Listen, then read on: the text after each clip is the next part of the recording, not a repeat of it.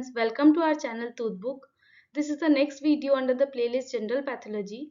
So in today's video we learn about cellular injury, which is a very easy and interesting topic. So without wasting time, let's begin. First of all, let's understand the introduction to this topic. What is cellular injury? Let me just take a marker. Yeah. Cell injury is defined as the functional or morphological effect of a stress on a cell due to various etiological agents resulting in change in its internal or external environment. This means if a stress is acted upon a cell, then the changes which a cell goes through, like the functional or morphological changes जो cell अपनाता है to overcome the stressful condition is called cellular injury. और ये stressful condition can be caused by many etiological agents. In upcoming slides, we'll discuss about all the etiological causes. So now let's understand cellular injury by a flowchart. If suppose there is a normal cell, then what happens if stress acts upon a normal cell? It will try to adapt. It will try to change its morphological or functional features to adapt the stressful condition. And that adaptations may be in the form of hypertrophy, atrophy, hyperplasia, metaplasia, or dysplasia. Guys, I have already discussed all these adaptations in my video cellular adaptation. I'll provide the link in the description. Please go and watch that video on cellular adaptation for better understanding in this upcoming slides. Okay. Let me just repeat this in briefly. सी अगर एक stress आ रहा है cell पे तो cell अपने आप में कुछ चेंजेस लाएगा मॉर्फोलॉजिकल या फंक्शनल रूप में ताकि वो स्ट्रेसफुल कंडीशन को अडेप्ट कर सके. अब ये चेंजेस क्या हो सकता है? Either the cell will change its size और नंबर और इट्स टाइप ऑफ एपिथेलियम. अगर वो नंबर को इंक्रीज कर रहा है या डिक्रीज कर रहा है, या तो वो नंबर को इंक्रीज कर सकता है या डिक्रीज कर सकता है, साइज को इंक्रीज कर सकता है या डिक्रीज कर सकता है, जब जैसा जरूरत हो, जैसा स्ट्रेस हो. या तो वो अपने टाइप को ही बदल ले, कॉलमनर से स्क्वामस में चला जाए, स्क्वामस से क्यूबॉइडल में चला जाए. ये सब कर सकते हैं सेल अपने आप को अडेप्ट करने के लिए. तो हाइपरट्रोफी मतलब क्या होता है? Increase in size. और हाइपरप्लेजिया क्या है? Increase in number. एट्रोफी क्या है? Decrease in size and number. Metaplasia क्या है? Change in its type. और डिस्प्लेजिया क्या है? अगर वो चेंज इन टाइप कंफर्म नहीं हो, जैसे कि अगर स्क्वामस है वो कॉलमनर में चेंज हो रहा है, ये हमें पता है कि हाँ यहाँ स्क्वामस कॉलमनर में चेंज हो रहा है, तो that will come under metaplasia. पर अगर हमें पता ही नहीं है कि स्क्वामस किस में कन्वर्ट हो रहा है, कॉलमनर में भी हो सकता है, क्यूबॉइडल में भी हो सकता है, दोनों में हो सकता है. When the transformation is not known, then that condition is dysplasia. I have already discussed all this in cellular adaptation. So here let me just come back to this flow chart. अगर एक stressful condition आया normal cell पे, तो that cell will try to adapt in various forms. अगर वो cell adapt नहीं कर पाया, इनएबिलिटी टू अडेप्ट, अगर वो इनएबिलिटी टू अडेप्ट नहीं अडेप्ट कर पाया, तो क्या होगा? सेल इंजरी होगा. ऑब्वियसली जब तक सेल शील्ड प्रोवाइड कर रहा है स्ट्रेस को, तब तक इंजरी नहीं होगा. पर अगर एडेप्टेशन का लिमिट क्रॉस कर जाए या फिर वो अडेप्ट ही नहीं कर पाए, तो क्या होगा? सेलुलर इंजरी होगा. या फिर एक और हो सकता है कि इतना ज्यादा स्टिमुलस मिल जाए, इतना ज्यादा स्टिमुलस मिल जाए कि मौका ही ना मिले अडेप्ट करने का, तो भी सेलुलर इंजरी हो सकता है. तो अगर एक बार सेलुलर इंजरी हो गया, तो फिर क्या कॉन्सिक्वेंसेस है? दो वे है. या तो रिवर्सिबल सेलुलर इंजरी होगा या तो इरिवर्सिबल सेलुलर इंजरी होगा. हाँ, अगर रिवर्सिबल सेलुलर इंजरी हुआ, अगर रिवर्सिबल सेलुलर इंजरी हुआ तो क्या होगा? हाँ, रिवर्सिबल सेलुलर इंजरी हुआ तो रिवर्सिबल एज अ नाम, एज द नेम सजेस्ट, जैसा कि नाम है रिवर्सिबल, जब स्ट्रेसफुल कंडीशन हटाएंगे, ऑन विड्रॉल या removal of stress, cell can revert back to its normal state and functioning. अगर रिवर्सिबल सेलुलर इंजरी हुआ तो रिवर्सिबल सेलुलर इंजरी किस केस में होगा? माइल्ड या ट्रांजिएंट स्ट्रेस होगा. मतलब बहुत कम स्ट्रेस अगर हुआ, मतलब इतना स्ट्रेस कि जिसको हटाने से अभी भी मौका है, सेल रिवर्ट बैक हो सकता है, तो दैट कंडीशन में रिवर्सिबल सेलुलर इंजरी होगा। पर अगर सेलुलर इंजरी बहुत सीवियर हुआ, अगर सेलुलर इंजरी बहुत सीवियर और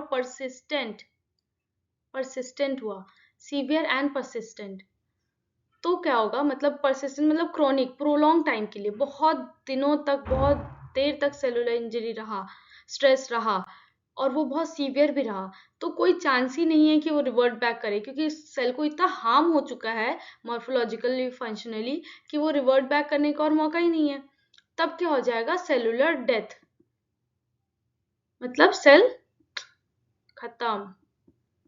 अब ये कैसे होगा, या तो नेक्रोसिस होगा, या नेक्रोसिस होगा, या एपोप्टोसिस होगा।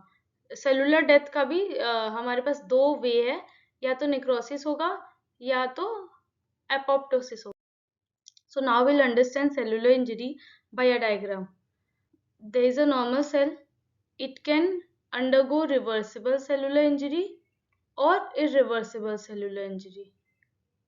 So in both cases, there are changes inside the cell, in cellular organelles, in its cytoplasm. So if there is a reversible cellular injury, तो उतना ही सारा चेंजेस होगा, मतलब ऑर्गेनेलीज या मेम्ब्रेन, यहाँ पे जैसे यहाँ पे देखने को मिल रहा है मेम्ब्रेन ब्लिबिंग, और यहाँ पे राइबोसोम्स का भी डिटैचमेंट हो रहा है, मतलब ऑर्गेनेलीज या मेम्ब्रेन उतने ही अडेप्ट करते हैं जितना कि अगर स्टिमुलस को रिमूव कर दिया जाए, then it can revert back to its normal functioning and structure. But अगर इरिवर्सिबल सेलुलर इंजरी हो जाएगा, तो लाइसोसोम यहाँ पे रप्चर ही हो गया है, मतलब यहाँ पे कुछ और स्वेलिंग या फिर कंस्ट्रक्शन का सीन नहीं है, रप्चर ही हो गया है, सब खत्म, टूट फूट रहा है। यहाँ पे फॉस्फोलिपिड मेम्ब्रेन डैमेज, जहाँ पे यहाँ पे फॉस्फोलिपिड मेम्ब्रेन का ब्लीबिंग हुआ था, ब्लीबिंग मतलब ऐसे फूल फूल गया था, या इरिवर्सिबल सेलुलर इंजरी में सीधा का सीधा मेम्ब्रेन डैमेज ही हो गया है। तो ये दोनों डायग्राम्स में हम समझ सकते हैं कि सेलुलर इंजरी का अगर इरिवर्सिबल सीन हो रहा है, तो सारे membrane along with the organelles सब डैमेज हो जाते हैं। यहाँ नीचे इस डायग्राम में सेलुलर इंजरी का दो वे दिखाया गया है, या तो सेलुलर इंजरी जो कि इरिवर्सिबल का बात कर रही हूँ मैं, एपोप्टोसिस से हो सकता है या नेक्रोसिस से। तो एपोप्टोसिस और नेक्रोसिस के ऊपर भी एक डिटेल में वीडियो आएगा। फॉर हियर यू अंडरस्टैंड कि नेक्रोसिस मतलब पैथोलॉजिकल सेल डेथ, और एपोप्टोसिस मतलब physiological cell death. Apoptosis we wish and then the cell dies, और नेक्रोसिस मतलब accidental cell deaths. Now let's move to the next slide. There are two major causes of cellular injury, either acquired or genetic. When we focus on the acquired causes, hypoxia and ischemia plays a very important role in cellular injury. It is most important, like in one of the major causes of cellular injury, followed by physical agent, chemical agents and drug, immunological agents, microbial agents, nutritional imbalance, aging, or idiopathic causes. Hypoxia and ischaemia. Hypoxia का मतलब होता है lack of oxygen, और ischaemia का मतलब होता है lack of blood supply. अगर एक टारगेट ऑर्गन पे ब्लड सप्लाई कम पहुंच रहा है, तो अल्टीमेटली ऑक्सीजन भी कम पहुंचेगा, क्योंकि oxygen is carried by RBC, as you can see here in the picture. अगर कोई ऑर्गन या ऑर्गन में सेल्स है, सेल्स को न्यूट्रिशन के लिए क्या चाहिए, ऑक्सीजन चाहिए, ब्लड चाहिए. अगर ऑक्सीजन ही कम पहुंच रहा है सेल पे, ब्लड ही कम आ रहा है, तो obviously it will not work properly. तो इस्चेमिया और हाइपोक्सिया मोस्ट कॉमन कॉज है सेलुलर इंजरी का. कॉजेस में यहाँ पे क्या है, ये क्यों होता है हाइपोक्सिया और इस्चेमिया, ये कंडीशन क्यों आता है.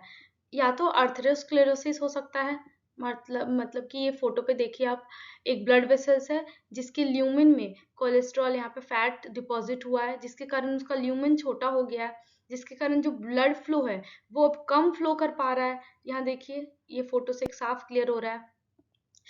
ऐसे कंडीशन में, आर्थरोस्क्लेरोसिस जैसे कंडीशन में, हार्ट डिजीज जैसे कंडीशन में, हाइपोक्सिया या इस्चीमिया होने का रिस्क बढ़ जाता है, और उससे सेलुलर इंजरी होता है. यहाँ सेकेंड पॉइंट क्या है, inadequate oxygen carrying capacity of blood due to disease such as anaemia. Atherosclerosis के अलावा अनीमिया या फिर पल्मोनरी डिसऑर्डर या कोई भी हार्ट डिसऑर्डर जिसमें कि ब्लड सप्लाई से छेड़छाड़ हो रहा हो, ऑक्सीजन सप्लाई से छेड़छाड़ हो रहा हो, तब आते हैं कैसे कंडीशन, हाइपोक्सिया या इश्चेमिया, जो directly that leads to cellular injury. Now next, आइए अब इसे डायग्राम से समझते हैं।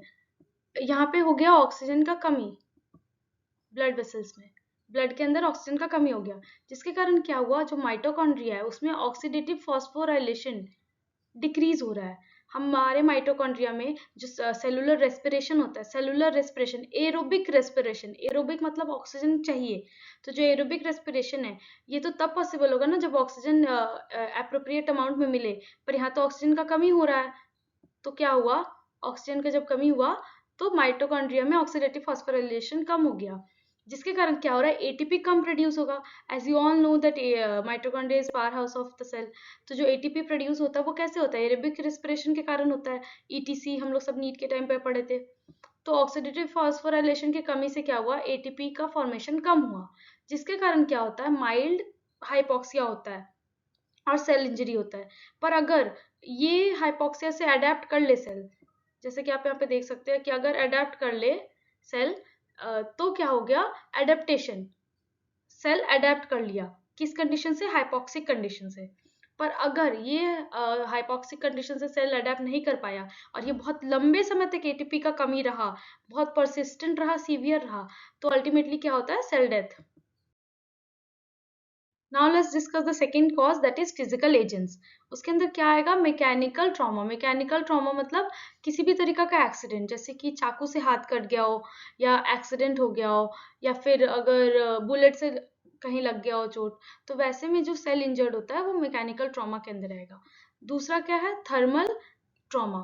थर्मल ट्रॉमा में या तो वो हीट मतलब टेम्परेचर जहाँ पे फैक्टर है, या तो अगर आप जलता हुआ आग में हाथ डालें और हाथ जल जाए, जैसे कि इस एग्जाम्पल पे आप देख सकते हैं इसका हाथ जल चुका है पूरा। या फिर अगर आप बर्फ को भी बहुत देर तक हाथ पे रखते हैं तो वो आपको एक लेटेंट हीट महसूस होता है, जिसके कारण भी सेल इंजरी होता है।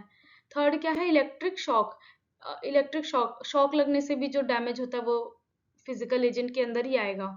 रेडिएशन में क्या होगा, आयोनाइजिंग या नॉन आयोनाइजिंग, मतलब या तो यूवी रेज जो कि नॉन आयोनाइजिंग रेज है, जो सन का अल्ट्रावायलेट रेज है जिससे हम बचने के लिए सनस्क्रीन लगाते हैं एक्सेट्रा एक्सेट्रा, ताकि to protect our cells from damaging.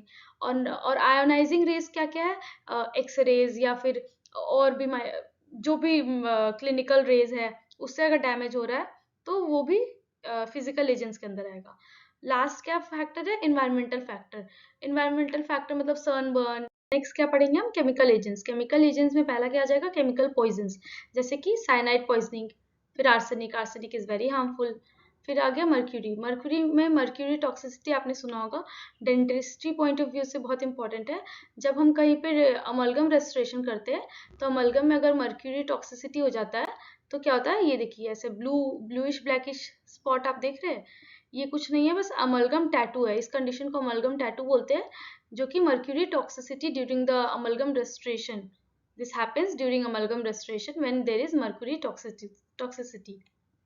फिर आ गया स्ट्रॉन्ग एसिड्स एंड एल्कलीज। अगर स्ट्रॉन्ग एसिड या एल्कली हाथों पे गिर जाए तो ऐसा ऐसा हालत हो जाता है। नेक्स्ट क्या है, एनवायरमेंटल पोल्यूटेंट्स। एनवायरमेंटल पोल्यूटेंट्स में क्या है, जब हम डस्ट, स्मोक, बहुत सारे गंदा हवा जब हम इनहेल करते हैं तो हमारा जो लंग्स है, एल्वियोली है, ये सब क्या होता है, बहुत ज़्यादा डैमेज होता है। तो वहाँ जो सेलुलर इंजरी हो रहा है ये पोल्यूटेंट्स के कारण, वो केमिकल एजेंट्स का कॉज के कारण ही हो रहा है। फिर आ गया इंसेक्टिसाइड्स और पेस्टिसाइड्स। जब हम इंसेक्टिसाइड या पेस्टिसाइड स्प्रे किया हुआ फ्रूट्स वेजिटेबल खा रहे हैं तो वो अल्टीमेटली हमारे डाइजेशन को खराब कर रहा है और बॉडी का हेल्थ को भी खराब कर रहा है।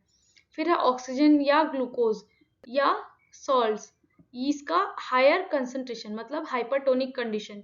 ये फोटो पे देखिए, हाइपरटोनिक कंडीशन मतलब क्या, सेल के जो बाहर का एनवायरनमेंट है वहाँ हाइपरटोनिक कंडीशन है, मतलब hypertonic is with respect to salt, मतलब हाइपर मतलब ज्यादा, तो सेल के बाहर जो एनवायरनमेंट है वहाँ सॉल्ट्स का कंसंट्रेशन ज्यादा है, जिसको बैलेंस करने के लिए सेल के अंदर का जो वाटर है वो बाहर चला जाता है, तो सेल का जब वाटर बाहर जाएगा तो वो श्रिंक हो जाएगा।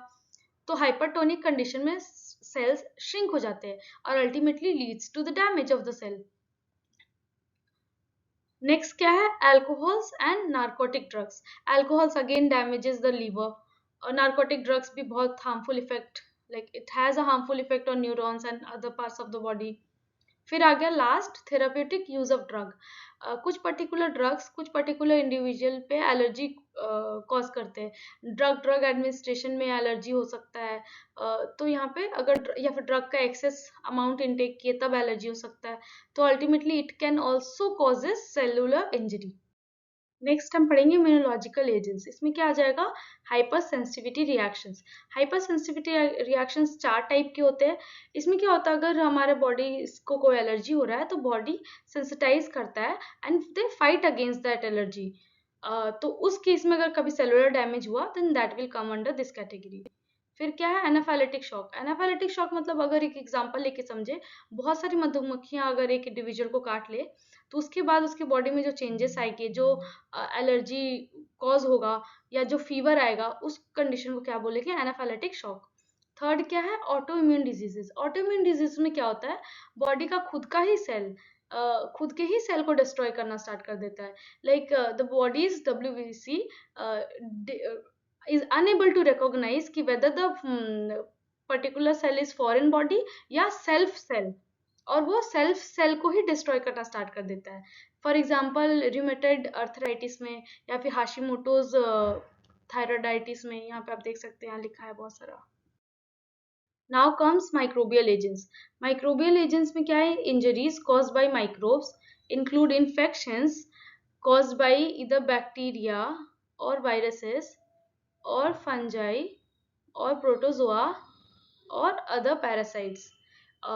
अगर इनमें से ये सारे माइक्रोब्स इन्फेक्शन कॉज करते हैं या डिजीज कॉज करते हैं और हमारे बॉडी के सेल को डैमेज करते हैं, then that cellular injury will be caused by microbial agents. For example यहाँ पे आप देख सकते हैं एक fungal infection on a scalp. इस लेडी को यहाँ पे देखिए स्कैल्प पे क्या हुआ है, फंगल इन्फेक्शन हुआ है। Now this is a example of skin warts which is caused by viruses. And now here comes the example of bacterial infection on skin. Now the next are nutritional agents and aging. So first we'll see nutritional agents. What happens here, a deficiency or an excess of nutrients may result in nutritional disorders. अगर nutritional का कमी है तब भी cellular injury होता है, अगर access nutrition हो गया और टॉक्सिसिटी कॉज करता है तब भी सेलुलर इंजरी होता है। अगर न्यूट्रिशनल डेफिशिएंसी हो रहा है तो किस किस कंडीशन में, स्टारवेशन में, प्रोटीन कैलोरी माल न्यूट्रिशन में, क्वाशिरकोर में, अनीमिया में, ये सब में क्या होता है, ये सब माल न्यूट्रिशन का मतलब न्यूट्रिशन का कमी के कारण सेलुलर इंजरी होगा यहाँ। और न्यूट्रिशनल एक्सेस, अगर न्यूट्रिशनल एक्सेस हुआ तो क्या क्या कंडीशन में, ओबेसिटी, हाइपरटेंशन, आर्थरोस्क्लेरोसिस, ये सब में क्या होगा, न्यूट्रिशन का ज्यादा अमाउंट से सेलुलर इंजरी हो रहा है। नेक्स्ट क्या है, एजिंग। एजिंग में क्या हम पढ़ेंगे, कॉज क्या है, सेलुलर एजिंग या सेनेसेंस। जब हमारा सेल बूढ़ा हो रहा है, जब हमारा उम्र बूढ़ा हो रहा है, हमारे सेल्स भी सेनेसेंस की तरफ जा रहे हैं, उससे क्या होगा, impaired ability to divide and repair. जो हमारा सेलुलर डिवीजन करने का क्षमता है, रिपेयर का या डिवीजन का या रिप्रोडक्शन का जो कैपेबिलिटी है वो कम होता है, इम्पेयर्ड होता है, मतलब कम हो जाता है। उससे के कारण क्या होगा, सेल डेथ होने का चांसेस ज्यादा है। Last but not the least, idiopathic diseases. Idiopathic diseases मतलब क्या है, कॉजेस अननोन, इसका कॉज हमें पता नहीं है। जैसे कि कैंसर, इसका कॉज अभी तक नहीं पता चला, बहुत सारे डॉक्टर्स अलग अलग कॉजेस बताते हैं। हाइपरटेंशन का भी कॉज पता नहीं, जबकि हाइपरटेंशन बहुत ही कॉमन डिजीज है। और नेक्स्ट क्या है फिर, साइकोजेनिक डिजीजेस। साइकोजेनिक डिजीजेस मतलब मेंटल डिजीजेस, जैसे कि एंजाइटी, डिप्रेशन, ये सब में हमें ये फिजिकल हमें डैमेज तो दिखता नहीं है कोई सेल इंजरी, बट कहीं ना कहीं वो इमोशनली मेंटली कहीं ना कहीं वो डैमेज कर रहा है। और लास्ट क्या है, याट्रोजेनिक कॉज। याट्रोजेनिक कॉज मतलब जो हम ऑथ लेते हैं, जो डॉक्टर्स ऑथ लेते हैं कि हाँ हम कभी कोई पेशेंट को हार्म नहीं पहुंचाएंगे, बट अननोइंगली या फिर अनइंटेंशनली जो डॉक्टर्स के कारण या फिर लैब टेक्नीशियंस इनके कारण अगर किसी को कोई डिजीज ट्रांसमिट हो जाता है और फिर जो सेलुलर डैमेज हो रहा है, तो that will come under this category. अभी हम एक टेबल की मदद से देखेंगे नॉर्मल सेल ऑर्गेनेलिज का क्या कंडीशन है, रिवर्सिबल सेल इंजरी में क्या क्या होता है ऑर्गेनेलिज के साथ, और इरिवर्सिबल सेलुलर इंजरी में क्या होता है। माइटोकॉन्ड्रिया, पहले तो माइटोकॉन्ड्रिया को देखते हैं। तो रिवर्सिबल हमेशा याद रखना, बेसिक जो डिफरेंस है रिवर्सिबल में वो ये होगा, उतना ही चेंज होगा जितना कि वो वापस से स्टिमुलस हटाने पे रिवर्ट बैक हो सके। और इरिवर्सिबल में परमानेंट डैमेज काइंड ऑफ होगा, डिसरप्चर, रप्चर, हमेशा ये वर्ड्स आएंगे। तो यहाँ पे क्या हो गया, माइटोकॉन्ड्रिया क्या हो गया, स्वेलिंग। और इरिवर्सिबल में क्या हुआ, इरिवर्सिबल में स्वेलिंग तो हुआ, साथ में वैक्यूल्स भी देखने को मिले। नेक्स्ट क्या है, मेम्ब्रेन। मेम्ब्रेन मतलब सेलुलर मेम्ब्रेन, फॉस्फोलिपिड मेम्ब्रेन। वो रिवर्सिबल में क्या हो रहा है, बेबल्स फॉर्म हो रहे हैं, मतलब ऐसे फूला फूला एक्सटेंशंस, स्वेलिंग हो रहा है। पर इरिवर्सिबल में मेम्ब्रेन क्या हो रहा है, डिसरप्शन, मतलब पूरा टूट ही गया, डिसरप्ट हो गया। तो अभी कोई चांस ही नहीं कि वापस आ सके। फिर नेक्स्ट हमारा ऑर्गेनेली क्या है, rough endoplasmic reticulum and ribosome. Reversible में क्या हुआ, अगेन स्वेलिंग। रिवर्सिबल में जनरली स्वेलिंग स्वेलिंग स्वेलिंग ही रहेगा। और इरिवर्सिबल में क्या हो गया, डिसरप्चर हो गया। देखो यहाँ डिस्पर्स्ड राइबोसोम, राइबोसोम पूरा डिस्पर्स हो गया। और लाइसोसोम में क्या हुआ है, लाइसोसोम में ऑटोफैगी हुआ है। और यहाँ इरिवर्सिबल में क्या हुआ, स्वॉलन एंड रप्चर्ड। देखो अगेन ये रप्चर्ड वर्ड आ रहा है, मतलब टूट चुका है पूरा लाइसोसोम।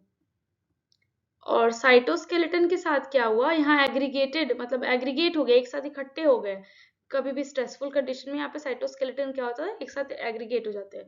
पर इरिवर्सिबल में क्या हो गया, डिसरप्चर, खत्म, सीन ही खत्म, डिसरप्चर। न्यूक्लियस का क्या हुआ, यहाँ पे क्या है, ये देखो क्रोमैटिन क्या हुआ है, क्लम्ड हुआ है, मतलब अगेन ये इकट्ठा हो गया है, एक साथ इकट्ठे एकजुट होके इंतजार कर रहे हैं कि कब स्ट्रेसफुल कंडीशन हटेगा, फिर मैं नॉर्मल हो जाऊंगा। और यहाँ क्या हुआ, इरिवर्सिबल में क्या हो गया, खत्म, न्यूक्लियस क्या हो गया, पिक्नोटिक न्यूक्लियस, मतलब न्यूक्लियस श्रिंक होके vanish, डिसरप्चर। Thank you so much. See you soon in our next video. Please leave comments and offer suggestions to improve content on our channel.